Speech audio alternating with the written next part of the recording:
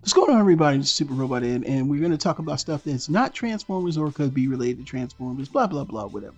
So, 3.0 is making their ROBO-DOU series Robotech VF1S Veritech Roy Fokker. So, as you know, in America, he's known as Roy Fokker with 2 Ks, but in Japan, he's spelled F-O-C-K-E-R. Get it? But anyway, this is the televised version, so this is not the Do You Remember Love or DYRL for those that are familiar with this. This is the actual TV anime version, which, it's really not much difference except for the backpack because, the strike Valkyries are in the movie, while the traditional, what we got with Jetfire with the 2 boosters, the extra leg boosters, and the arm, cannons are basically, that is the light armor from the television series. So we're going to look at everything here, and this is partnered up with Crunchyroll, I believe. So you get extra hands, fists, the gun, missiles, the pilot, and some stands and stuff like that. So let's go into the Veritech mode, or Valkyrie if you're going by Macross. It looks good. Now, I think it's going to be a mix of die cast in the inner, kind of like what they did with Voltron, where it's a mix of die cast and plastic, which I think that's pretty cool.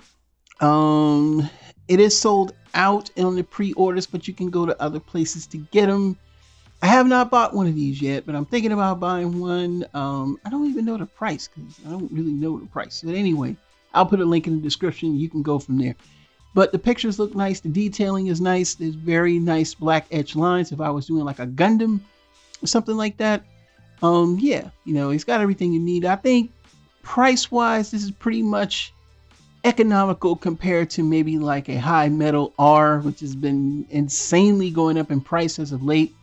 And the QC issues with the High Metal R's, well, I have the special edition from the DYRL, which is Hikio Ikijio, or Rick Hunter's VF1A, which he had in the DYRL before he got the VF1S with the red stripe painted on his. Of course, that's basically kind of like the precursor Jetfire.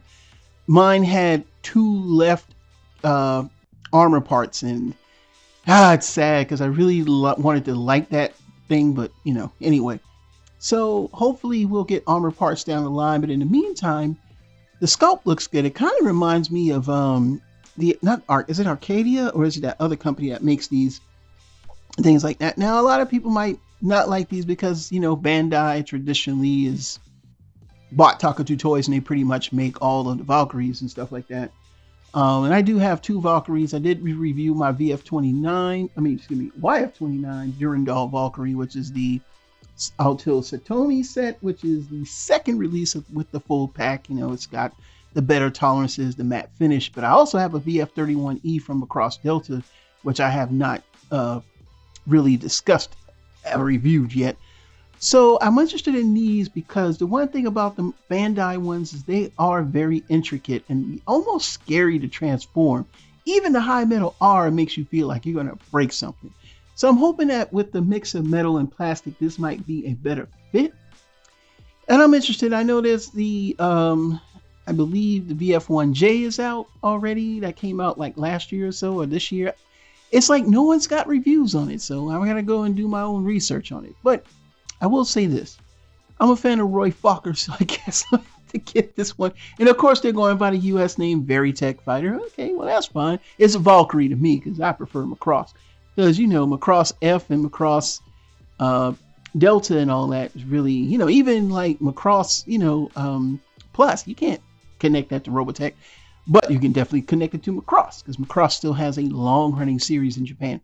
But having a VF1S would be nice, especially Roy Fokker's version, because, of course, he dies in both the movie and in the television series. Spoiler alert, if you haven't seen that already, too bad. You should have watched it back in 84, 85 when it was on TV. I'm not holding back on that. But yeah, it looks good. I want one. Do you want one? Or are you going to say, I want the Bandai version, which okay, hard to get? Actually, it's not. You just don't know where to look. But of course, leave your thoughts down in the comments below. Again, this is Super Robot Ed, bringing you more news and reviews. Until then, we'll see you soon. Bye-bye.